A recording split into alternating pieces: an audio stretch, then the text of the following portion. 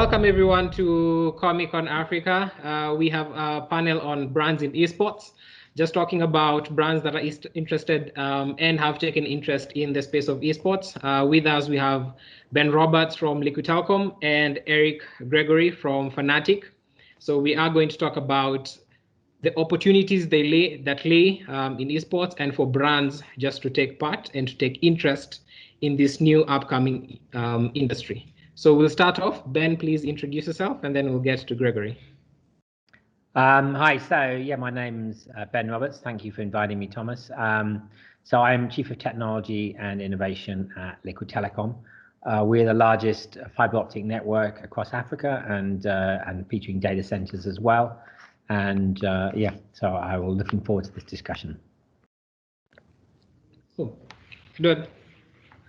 Yeah, hi, I'm Edward Gregory. I'm Partnerships Manager at FNATIC, FNATIC being sort of the biggest esports organization in Europe and top 10 globally, and also come from a traditional sports background, having been CEO of Accelerate Sport in Cape Town previously.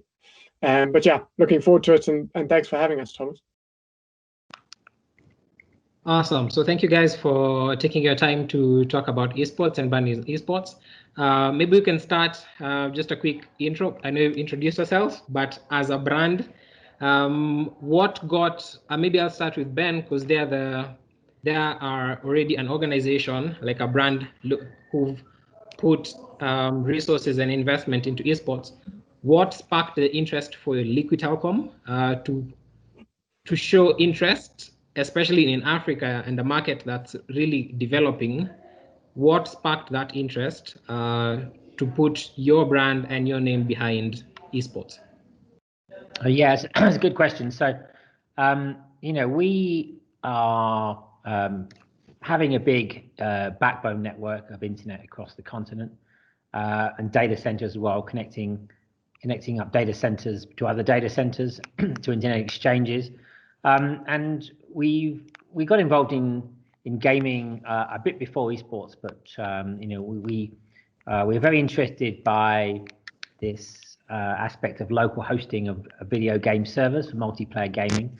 So we've been sponsoring a project based in Uganda, first of all, where we were hosting for free some community-based you know, gaming servers for various different games. Mostly they are games that are free to use, they're free to download from Steam or from others, you know, like Minecraft as well. So we're hosting those and keeping a server in Uganda. So the reason for doing that was, you know, we were talking to the gaming community in Uganda, and they were telling us about how they were having difficulties with playing games on gaming servers in Europe, very high latencies to get connected. So they'd created this gaming server, but they'd put it on their, you know, like a low bandwidth network. They'd hosted it in a hospital, and the server wasn't very powerful. And when we really wanted to demonstrate as Liquid Telecom, you know, what the difference would be if we hosted gaming servers locally with decent bandwidth. So we provided them a server, we provided them bandwidth for that. And then, you know, our involvement in esports, you know, really span directly off of that, really. And then, you know, my friend who runs the gaming server community in Uganda, you know, he just called me up one day out of the blue and said, you know, Ben, there's this tournament going down, esports tournament in Nairobi. It's called the Nairobi COM-eCON. These guys are really good chaps. Introduced me to Thomas, and you know, that was kind of our our initiation into esports. We found out that you know, they're holding an event which was going to be based in a shopping center in Nairobi, in the conference center around the shopping center. And it turned out we had fiber optic cable going into that shopping center. So we said, let's come on board for this particular tournament, and let's give them, you know, really fast internet for the event. You know, what we'd like to do is demonstrate what can happen with fast internet, and you know, what difference it can make. Initially, we said we'd provide them 300 megabits per second. that seemed like quite a lot. And you know, we don't have many clients in shopping centres in Nairobi that buy 300 megabits per second from us. So we set that up, and you know, by 11 o'clock in the morning on the first day of the eSports tournament, you know, my friend called and said, you know, the place is filling up. We think we might need more bandwidth. So we said, well, we'll just open up and give as much bandwidth as we can. And you know, since over that weekend, the gamers, they used maximum of 750 megabits per second. They didn't go below 150 megabits per second for the entire 48-hour period. So you know, we saw that they didn't wait to sleep. They just carried on playing games and carried on using bandwidth. Now, you know, for us, this couldn't be a more ideal demonstration of our products, if nothing else. We're demonstrating super fast broadband. We're demonstrating, you know, locally hosting gaming servers, local data centers, and really, you know, that was the kind of demonstration of the product. But we just found that when we looked at the people who were participating in the COM-eCON, and you know, people who are interested in tech, people who are interested in animation, comics, we saw that this was a really great audience to be working with, and we found that it was a really good you know, community for our brand to be associated with, and we've carried on ever since. We've expanded this to other countries. We're doing this in Zambia, where we have a 4G network, and we've been doing streaming and activations of 4G SIM cards with the gaming communities. We've done a bit. We had a partnership with a media company in South Africa, who were doing a very big tournament in South Africa as well, and they were sponsoring the eSports at Rage. And yeah, we just found that you know, for you know, an association with the speed of our product and the local hosting and just being in this community, we just found it to be very exciting for us. Yeah. Maybe now we'll flip. If you're finished, we'll flip to Edward. You can give us your take, especially I think in bringing endemic partners into the space of esports. Yeah, I mean, that's what I was actually going to sort of elaborate on, and based on what Ben was saying, is that obviously for companies like Liquid Telecom, your companies making components like AMD, your PC manufacturers, the reasons for getting involved in esports is really there for all to see, because you have a tangible way of showcasing your product, whether it's you showcasing the speed of your broadband, or whether it's you're showcasing the power of your GPU or CPU, or whether you want to show, you know, the refresh rate of your screen and that it's the best screen for gaming on. The endemic side of sponsorship is, to me, the first step into the esports, and it's something that I think all endemics should be looking at doing, because I think more and more people are shifting away from, you know, going and just buying a brand because they recognize the brand, and are trying to buy brands that make sense to them, whether they trust someone's opinion on it, whether they've seen it at their like during their favorite esports tournament, they follow a streamer, they follow a tech YouTuber.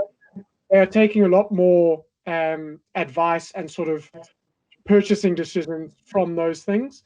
And I think it's because customers are becoming more discerning. You can't, with brands these days, your top level brands, they are often pricing themselves out of the market, and people are realizing that there are companies that are entering the markets that can create the same level of product, or a product that can do exactly what you want to do it, what you want it to do, but for a lower price. Therefore, for the endemics, it allows them to sort of utilize these partnerships, whether it's with an esports event, whether it's with an esports team, or just an esports influencer, you know, someone who's streaming every day. Partnering with them allows them to have a tangible, credible voice, but a voice that the community, and especially being a young community, a community that's trying to sort of often going to be making their first purchases of a screen or a CPU, or they're signing up to, you know, convincing their parents which broadband to sign up so that they can game at home. If they've got someone whose opinion they trust, and is pushing a certain brand, that's the brand they're going to go for. So I think in terms of endemics, it really does make sense for them to get in as soon as possible, because every endemic is slowly filtering into the esports market. But if you're a local partner and you can find local people who have a credible voice for your brand in terms of esports and who they're following, then it's only going to increase in terms of awareness, but also your sort of loyalty towards the brand and likelihood to purchase. I think maybe just to clarify for the viewers, endemic and non-endemic, they may be. Endemic is just brands that are really directly related to gaming. So if it's, let's say, Asus, because they make gaming computers, if it's, let's say, AMD, if it's Intel, so those are mostly brands really directly interconnected with gaming, or they make gaming products. Maybe I think one of the biggest questions for Ben, I think Edward, you've mentioned it, is the audience is young. It's still young. It's still growing. Liquid, you're coming from a perspective of majority of business is B2B.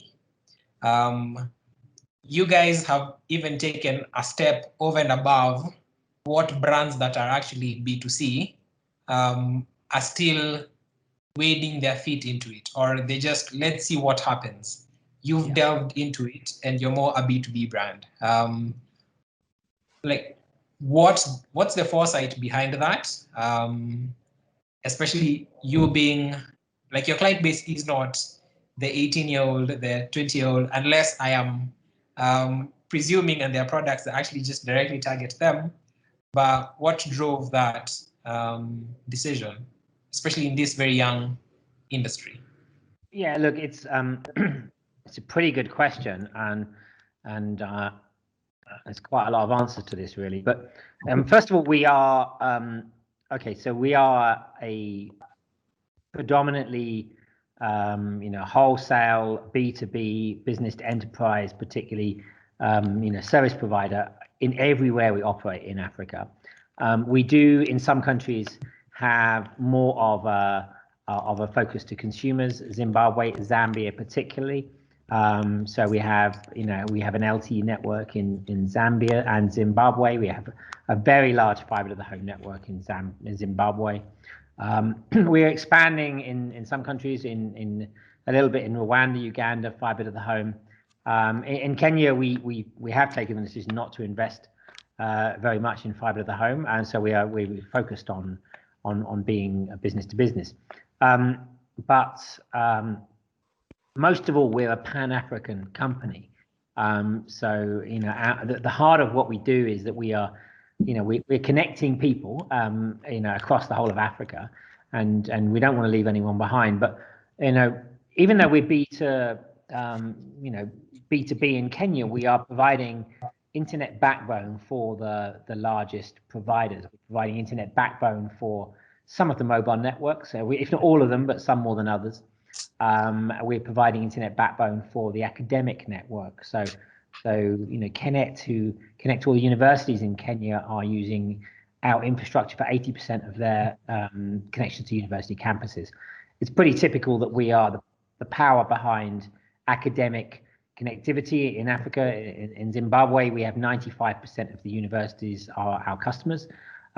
So we have a very, very strong connectivity presence for the youth itself. But it doesn't matter if you're a mobile network in Rwanda who's buying internet backbone from Liquid Telecom. Liquid Telecom has based our network as being. We've done a lot of work from the project we did in Uganda. We did a lot of work to optimize our network to be more connected within Africa, more peered within Africa, and better connected as well to some of the gaming servers that are outside of Africa. So it doesn't matter if you are a Liquid Telecom consumer consuming our bandwidth, or whether you are a consumer of a mobile network that's consuming our bandwidth. If you're using our bandwidth, which is connected up across into Africa, connected well to South Africa, connected to the cloud data centers in Middle East and everything else, you're going to get better experience of gaming than if you are connected to a network which just runs a circuit to Amsterdam and only peers in Amsterdam. And we've seen that typically if some of the networks in Africa have not been very well connected within the continent.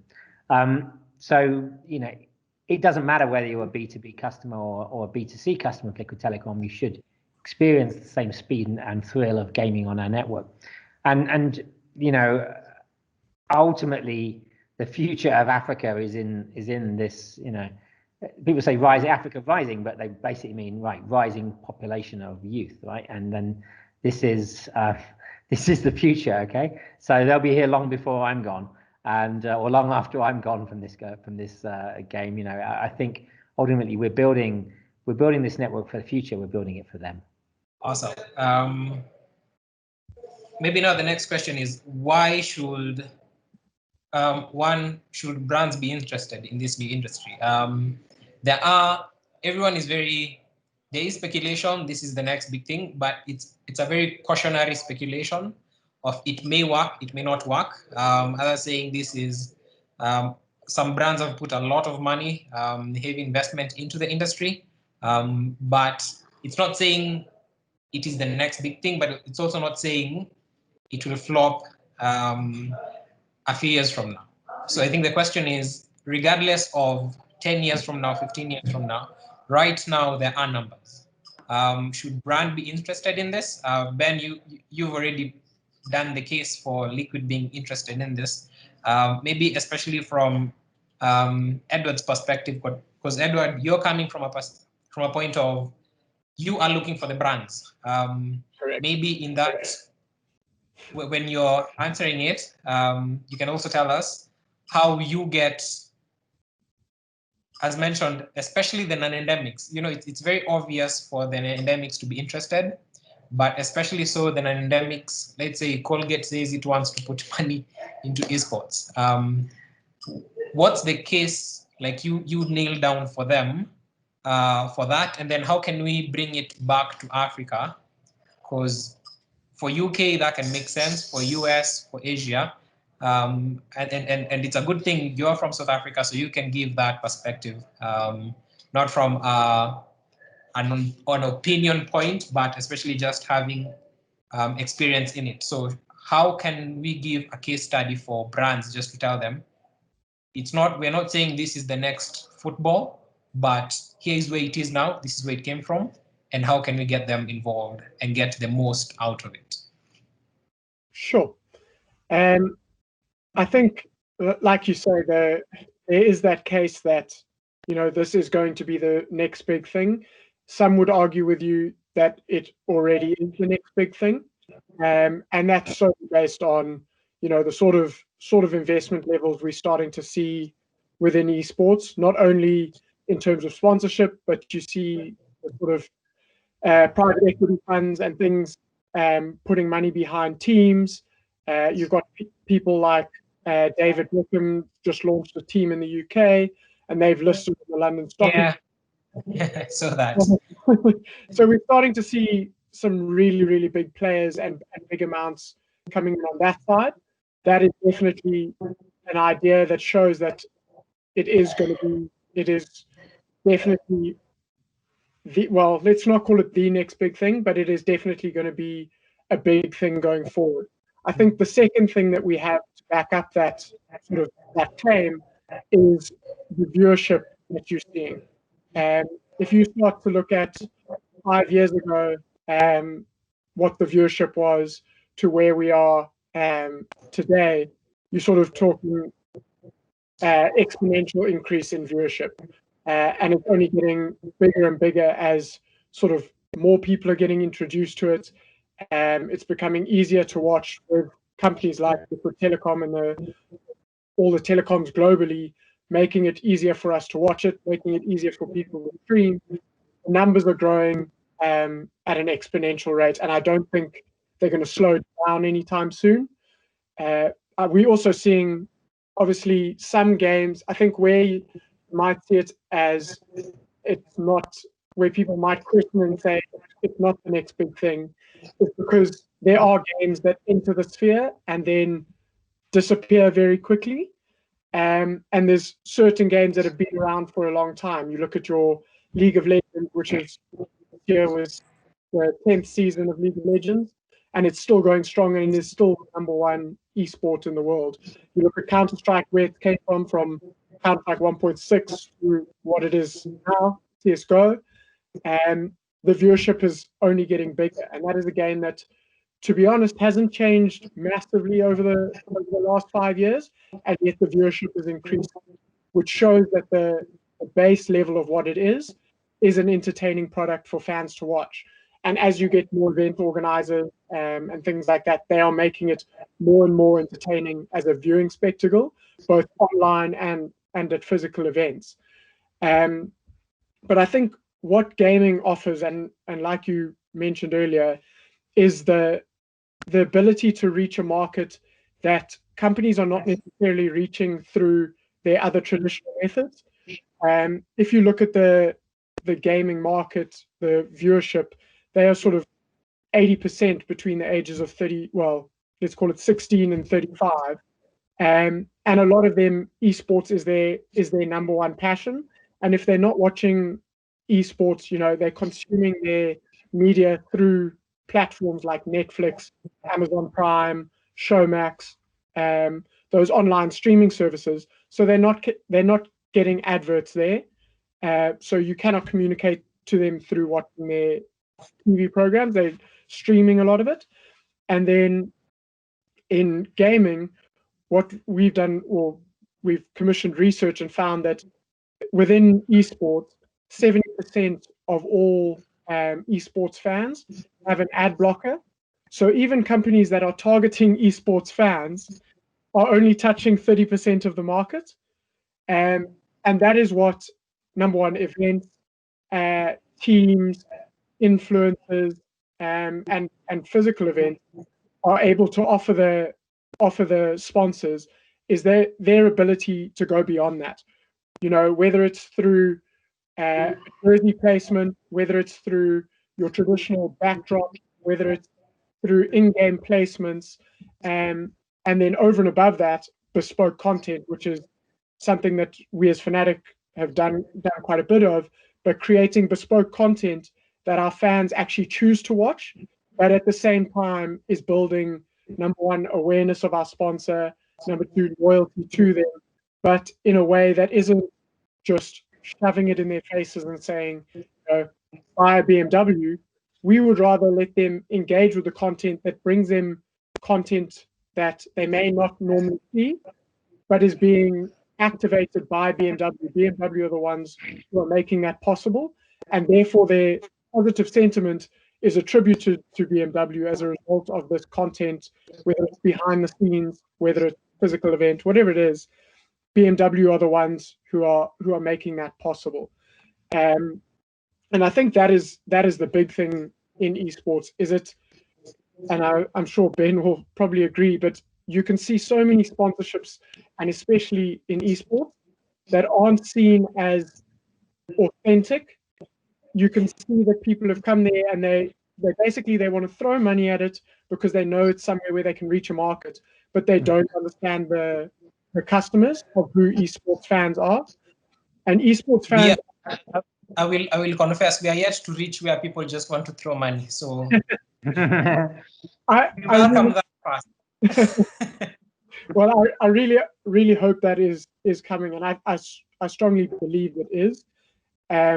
It is, but esports fans are extremely discerning, and if it's a case of them trying to reach the market without understanding who esports fans are, you will see the feedback is often extremely negative. Whereas the brands that are doing it right are brands that are trying to improve the experience of the esports fans. And we recently did a content series with BMW, where the content was about when ultimates meet. It was taking our professional team and putting them together with some professional race car drivers and getting them to try each other's things. So the drivers took them speeding around a track, and the esports pros tried to teach the drivers how to play League of Legends. And the idea being that the crossover in terms of skills is highly, highly relevant. It's all about your reaction speed, your ability to concentrate, things like that. And that content resulted in a 35% uplift in terms of people's opinion of the BMW brand amongst our FNATIC fans. And that wasn't, it wasn't anything to do really with them putting a logo on a shirt. It wasn't just, trying to brand and say, look at our cars. The cars featured as a part of it, and the esports featured as a part of it. But it was the way that we could bring both worlds together, was effectively showcasing a partnership in a way that the audience completely understood. Maybe just touch on that.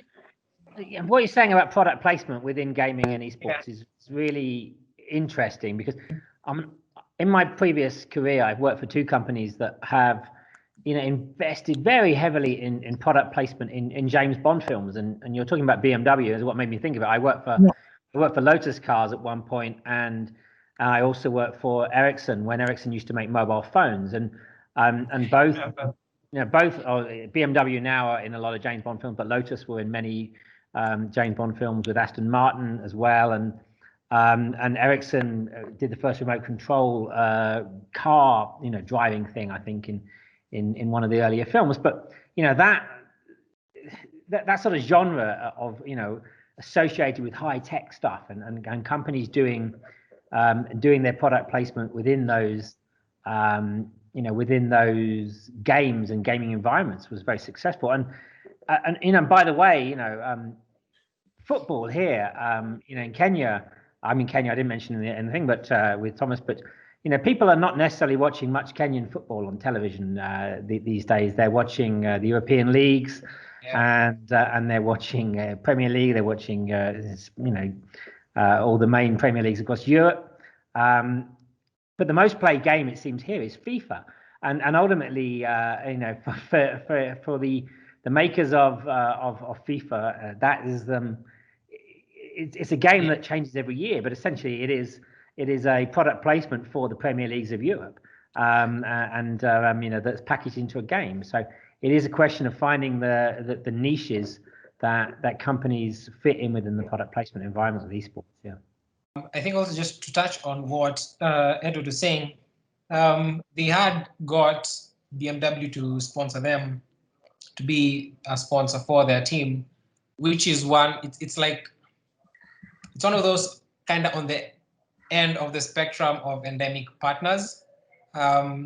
Maybe you can even just tell us how, I think we were lucky to find Ben, and Ben is a gamer. I'm not sure how easier that would have, the conversation would have gelled with someone who has no idea about gaming or even is interested in the gaming scene. Did you get gamers in BMW and that was an easier conversation? Or was it suits and ties and had to be broken down by numbers? Or was it just, hey, we are looking at doing something different. Esports seems different. We've done everything else. This is a unique thing. Let's see how it pans out. What was the journey for getting such?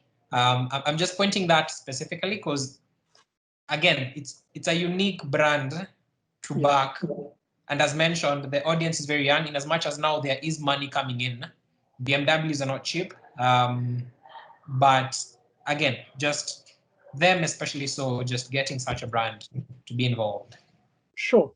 Well, I'll tell you, it wasn't an easy process, and it wasn't short either. I think the first conversation we had with them to when the deal was signed was close to 18 months.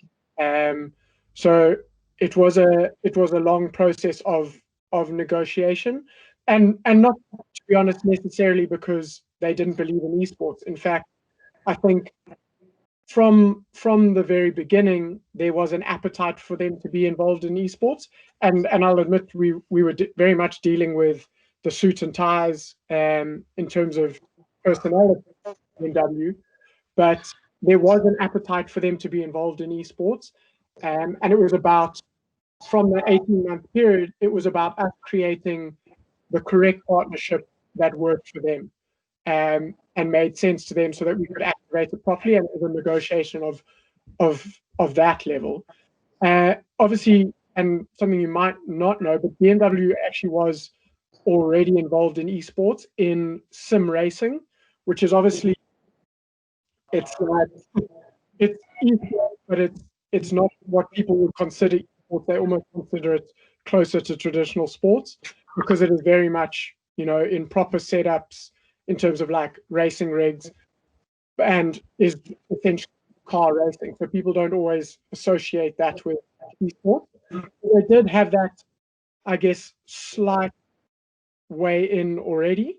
But the shift to going into, and they've only sponsored our sort of non-red blood games. So that's being FIFA, League of Legends, and Dota within FNATIC, because they don't want to obviously associate with the red blood games at the moment. I think that may change, but it was a big shift for them to go from e-racing or sim racing to traditional esports. And the conversation was based around, we built out a whole sort of structure, but the big thing for us and FNATIC as an organization, we are obviously extremely lucky in terms of the games we participate in, the talent we have on our book, the social following we have generated, and we use that to build our narrative. Our narrative was all around they're going to be able to interact with this many people through social media. Our team spends this X amount of time playing, streaming at home. They spend X amount of time playing online in tournaments, so you're going to get exposure through that. Our social posts generate this many impressions and engagement. Our YouTube content we create is going to get you a minimum of 100,000 views per video. So with BMW, we were, in fairness, in a very fortunate position. Now, it's a position we've obviously built up over FNATIC's now 16 years to grow the supporter base and create these numbers in terms of social following. We've signed really high quality talent. We've got a history of 312 world titles that we've won.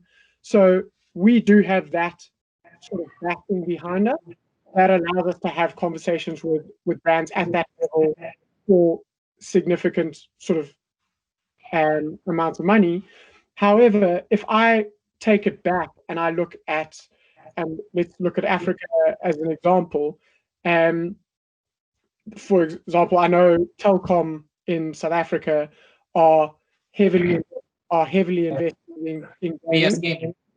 Yeah, and they also a big investor of COM-eCON in Johannesburg, and they really are putting a lot of money. And obviously they're an endemic, and it makes sense. But I think we are starting to see more and more people enter the market. Recently, you will have seen Red Bull have made a much bigger push. Now, Red Bull is probably what people will argue on their verge of endemic and non-endemic, because the thought of having an energy drink while gaming makes sense, but they're not performance linked. You can game without Red Bull. So I would class them as non-endemic, but they are very much on the border because the two go quite hand in hand. But taking it back to what I was going to say is, we are seeing, especially in Europe, some of the teams which are really not with massive followings, but do have very localized followings. So you might have a team with only 20,000 followers, but those 20,000 followers are seriously hardcore fans and are more than likely 95% of them based in the region of that team. So you look at I'm trying to think of a small one now, but an SK Gaming, for example, they have a very German audience. You look at Mad Lions, they've got a very Spanish audience. You look at Vitality, they've got a very French audience. And as a result, you are seeing that teams like that are doing deals with local sort of subsidiaries. So someone like a BMW, who is sponsoring FNATIC on a global scale, you might see BMW in Kenya invest in COM-eCON in Nairobi, because it's as an example, but they want to invest because they want to reach out to that market locally, and it's a much smaller investment. So I think the best, if I was whether it's an event organizer, a team, an influencer, whatever it is, in a smaller region, is to look at the trends globally of what companies are investing, which is obviously quite easy to see. You can go and look at all the big events like Gamescom, Paris Games Week, Milan Games Week. You then look at your teams across Europe, your teams across Asia for that matter, but you start to look at them and see who is investing, and you start to build a case study of what is happening in Europe and why they are generating benefit, and what you can do on a similar level or on a smaller level, but in the same vein, locally. And that's a good way to start in terms of bringing sponsors on board. So for me, that's definitely the way to go about things to start with, is looking at the global trends and then trying to see how that can be translated into a local specific market. Because I think in Africa, it's going to be localized for a while, where it might be certain parts of Africa pick it up quicker than others. And if you can find local partners where their sort of parent and global companies are investing globally and build a story of why you can give them local exposure, I think that's a good start. And to go back to, sorry, just the one question you asked on BMW, why they're investing in esports when the cars are very much expensive, and they are happy to admit that. But they are investing because what they want to do at the moment is be someone who is seen as empowering esports and taking it to another level. And hopefully 10 years from now, the person who has been supporting FNATIC or G2 or Cloud9 since they were 16 years old, they're now 28, 30 years old, and are looking for their second car possibly, or even their first car. They've come into some money. They think, well, I'm associated with BMW. FNATIC are a BMW team. I've always supported FNATIC. BMW have created great content. They've brought them closer to me. I like BMW cars. I'm going to buy a BMW. So for them, it's not an immediate thing. For them, it is about building that loyalty and investing in esports and showing that they credibly care about the industry and uplifting it. And hopefully that turns to conversion sort of 10, 12, 15 years down the line. That makes a lot of sense. That's real brand building, not just campaigns, isn't it? Like just, I'm doing a campaign, I want return from this campaign. Yeah. Yeah, that's true. Ben, I'll put you on the spot a bit. You have had telecom are invested heavily in gaming. What will it take? I know it's a push and shove. You're not the final say. What can make a lucrative case study for a brand like Liquid? It's not even a question of should, because there is the sister company which we actually had brought ESL gaming to Africa. What can make a similar, let's say, a case study for Liquid now to say, all right, we will put X amount of resources on a regular basis to see how we can push this upcoming industry, let's say for the next 4 or 5 years. This is the case study we have seen, and it makes sense to do this, and then see if we can map it out, let's say for the next 4 or 5 years. I know I'm putting you on the spot, but what, in your opinion, do you think can give validation or can give muscle to an argument for Liquid to do that? Yeah, so the gaming in Africa is still gaming as an overall is still at an early stage in Africa. And if we look at video gaming globally, I don't even know what the stat for now, but you know, it's over 120 billion dollars industry globally from an industry point of view. Now, you know, bear in mind that Africa is going to have, you know, probably more than 30% of the youth population in about 5 to 10 years time as well. So, you know, it should be an emerging industry for this continent. A number of things are holding it back. Access to broadband, access to devices, affordability are the other things holding it back. But we have been, you know, been supporting video gaming on a number of different levels. And as I started off with locally hosted community video gaming servers, it's moved on to eSports, and we're now working with African game developers. We sponsored a number of global game jam events, and you know, I really think that for this industry to take off, you know, we're going to need to have a combination of, you know, better access, ways to pay for your console, small kidogo, a little bit, you know, as you go, poly, and you know, you're going to have to bring down some of the barriers to entry into gaming. But you know, there is absolutely a massive potential. Now, I went back to that $130 billion gaming industry. About 10% of the global gaming revenue ends up paying for infrastructure for gaming. So for liquid telecom, you know, if there was a $50 billion gaming industry in Africa, and 10% of that was spent on infrastructure, and we're the leading provider of infrastructure, that's $500 million a year. I mean, you know, that's the obvious numbers, but we're not there yet. But you know, we'd like to, you know, we want to be here from the very beginning as a partner to the gamer, as a partner to the esports fraternity, as a partner for the African game developer, as a partner for the global game companies when they come. Maybe now, in your opinion, regarding, let's say, especially brands that are looking to target this young population or this very youthful crowd, what does it mean, let's say, in your opinion, in brands that are not looking into it as an avenue to access this audience, this potential client right now, or even their potential client, as you mentioned for BMW, let's say 5, 10 years down the line?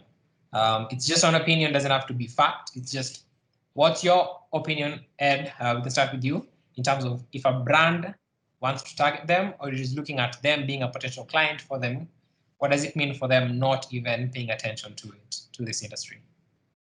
I mean, my opinion is if they're not paying attention to it, they are ruling out a huge amount of potential customers on which they can connect with, and customers that are probably traditionally not very much, you know, they aren't spoken to as much, because they are people who are living online and consuming they're you know, tech savvy people who are consuming online, whether it's streaming, whether it's gaming, whatever it is. They are not being spoken to on a regular basis, and to ignore the industry as a whole is, I think, a short-sighted view, possibly made because they don't understand it. But I would sort of encourage them to do the research, to reach out to agencies who are currently sort of, you know, represent people within the industry and can provide them with credible and tangible research, and to get involved, because I think otherwise there's a market that is sort of growing up, and it is a market that is growing as well, that is not being communicated to and are primed to be, you know, brought on board as loyal customers. So I think for me it doesn't make sense to ignore it, but I do understand they want to be careful where they invest. So I would suggest doing the research or reaching out to people who can provide them with the information, because I'm building a strategy around it, to me is a no-brainer going forward. Yeah, I think, I mean, Thomas, I'm actually surprised at, you know, there are not enough brands in Kenya who want to really make an effort to form a long-term journey with the youth, and I want to poke at banks, because you know, so my kids, they are 14 years old, and then the other one is turning 8 next week, and you know, they play video games a lot, and when they're not playing video games, they're watching people playing video games. Now, the video games that they play will come and go in and out of fashion, but the opportunity, you know, for brands, what we're talking about, is to have sort of a longer term, a lifelong journey with those, you know, younger population. And there are certain brands that are so ingrained in people that they will buy, you'll buy them for your whole lifetime. Heinz baked beans is one, you know, Heinz tomato ketchup is another. There are other tomato ketchups in the market. I only buy Heinz tomato ketchup. You know, it is, it's the same, the sauce you get in baked beans, it's the same sauce you get with the hula hoops, and you know, it goes with you for your entire lifetime, and I buy that product now still.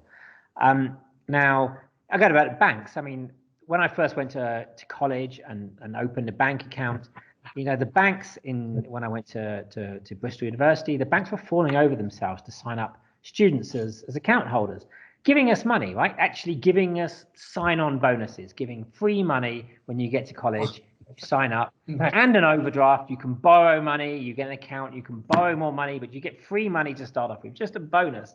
£500 in your account when you sign up and you get a checkbook and you make your first transaction. You know, so banks was, you know, growing up for me, a brand that really tried to make a lifelong association with you know, with the young. I still bank with Barclays Bank. I have Barclays Bank in UK. When I came to Kenya, I opened an account with Barclays Bank. They're now ABSA, but you know, that is a lifelong association. And I think brands in Kenya are not spotting the opportunity of making a lifelong investment with the youth, and they should be. And you know, I don't know why banks are not thinking of this sort of thing, but you know, I think you know, one of the early Naiccons we went to, I know that the US government were there telling you how to get visas. You know, they were trying to get the bright young people and say, hey, come to the USA, we want some talent, you know. So in the USA, seeing the potential. The ambassador was there like Obi-Wan Kenobi. Yeah, exactly.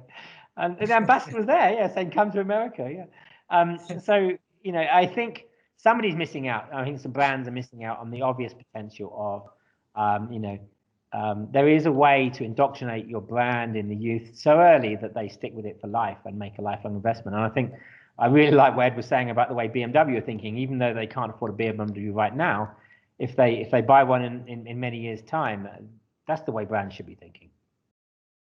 But as a question, could it be a case of they're looking at a safe bet? Like right now, music. I don't know about the UK, but music in Africa is everywhere. Like every young kid will be singing, if it's a Nigerian song or a South African song, if it's Mafikizolo or if it's Yemialade, like, or if it's Diamond. Music, I think if you draft up a proposal and go to any bank on music, you will get interest, if not even just backing behind it. Could it be a case of it is the same young people, but it's in the context of gaming has kind of a perception of time wastage. It messes up your mind. It'll, you know, just could it be from a perception basis? So their decision is not really, this is an audience that is very, I'd put, this is maybe something we have come to see. Gamers are very brand loyal. So if someone is an Asus, they buy ROG, they'll be on ROG. If they're a PC gamer, they're a PC gamer. If you're a Xbox, you're Xbox. If it's PS4, they're very brand loyal, especially when they get a brand and they grow with it. Yeah. So for us, we know the opportunity of a brand coming to them and saying, hey, we are supporting you. That brand loyalty can seep into their brand, even though it's not a gaming brand, can be a bank, can be a a drink company, can be anything, can be a food company, but could their decision be coming from a point of gaming is time wastage than music, which is more entertainment based? Maybe you can give your opinions on that. I think you are right in terms of there is that perception in certain areas, but I think that is a perception that is hopefully changing as a result of sort of, as people are starting to realize now that it's people. I mean, I guess the age-old perception is that, gamers are lazy, introverted people, and that's all it is. Whereas now we're seeing it globally is that people are starting to realize that, one, gaming has a potential to be a career. Two, universities are giving people scholarships based on gaming ability. Three, there are studies that are showcasing that people who have played video games are often have higher intellectual capacity because the skills they've learned from it in terms of reactions, memory, things like that, it is helping them to perform better on academic tests. And then I think the fourth thing is that it is the exact opposite of an introverted sort of scenario. It's the fact that some people are making lifelong friends through gaming. People travel across the world to see someone they've been playing video games with for 10 years and talk with 4 times a week, which is probably more than they talk to some people in their own school. So it is the opposite of an introverted thing and is in fact incredibly social thing.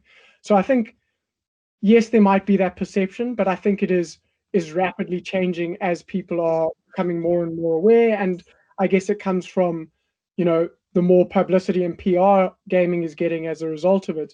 But these are the things that need to sort of just become more and more relevant in the public sphere to change people's perceptions and realize that. Yeah, and thanks for that. I think perception is changing slowly, Thomas, and ultimately, what you're doing, and you've been doing it for some years now, and we're seeing it in a couple of other countries. People are doing good things and plugging away. The perceptions are changing of this, and then back to sort of another couple of years ago, you did another tournament where you had $1 million prize on the table, and a team came from Zambia. And they came, and I saw they talked big, they talked it up, and they said they were going to win and take home the prize, and everyone thought they were talking so much, and they came first and third, didn't they? They took home the majority of a $10,000 prize pool, and they're a professional team from Zambia. So we see a lot of activity going on in Zambia and in esports, and that team is still thriving and have won international tournaments. We really need the industry to keep doing what it's doing, improve the teams have got to get better. The teams have got to start earning money and getting jobs from this, and not just breaking up when they go to college and they get to 18 years old and going to far-flung corners of the world. How do we get people to keep at it? And I think that's growth. And back to music. I mean, I met up with a fairly big time music manager who is a company who manages a lot of some of the very big African stars in across the continent, including some of the biggest stars from Kenya. Is run by his company. I won't mention which ones, but he was talking to me about his stars, his music stars, and this is the big names, right? He wants to go to them and say, here's a team, you can sponsor teams. They're interested in getting behind esports teams, but we just need more teams, right? The teams are more exciting than the individuals. The individual players are good, but if we can get more consistent teams that are playing and having a few more talents to their repertoire, there will be sponsorship, but I think we require events to keep on growing and getting bigger and bigger and more ambitious. And Naiccon, you've got more ambitious every year and bigger And of course, this year you're going online. It might be a different environment, but it could even be bigger and bigger by the number of people that pass through the door, and that's what we're hoping to see. I think if you keep doing what you're doing, it will inspire more people to get into playing esports and doing what they're doing, and that will bring everybody along. So keep at it, and we're here behind you. Awesome, thank you. As final remarks, just to wrap it up, what are your, I'd say, opinion, especially on esports and vis-a-vis traditional sports? Maybe coming from Edward's perspective as an esports team, what pointers would you put for a brand being involved in esports over traditional sports? And also, Ben, you guys already in the rally space. What advantages, disadvantages kind of do you see in traditional versus esports? And then we can just, as final remarks to this. Sure. I think the sort of global pandemic was a clear sign of why to invest in esports, because while everything else shut down, esports continue to sort of thrive and grow and continue to entertain. So for me, that I think is the sort of biggest benefit of it. Yeah, I mean, different. When it comes to sports, it's different strokes for different folks. And I was never much of a footballer, and I wouldn't say I could kick a ball in a straight line.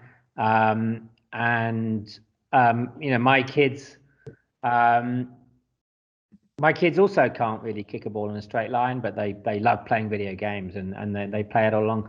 My nephews, they're brilliant at sports. They play football and everything else, and they're mad keen on football. They like watching football and everything else, but they still play video games. And they play, with this pandemic, they've been playing a lot more video games than they've been playing football in the football pitches in the last 10 months. So there's certainly a universal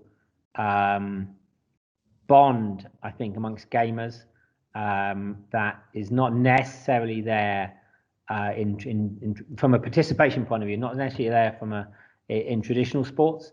And ultimately, if you're in traditional sports and you don't have certain physical abilities, you probably might drop out of most of those sports at an early age. But video gaming doesn't have those barriers, and it doesn't necessarily.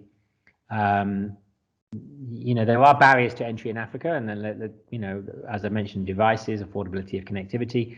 That's something we're striving to address.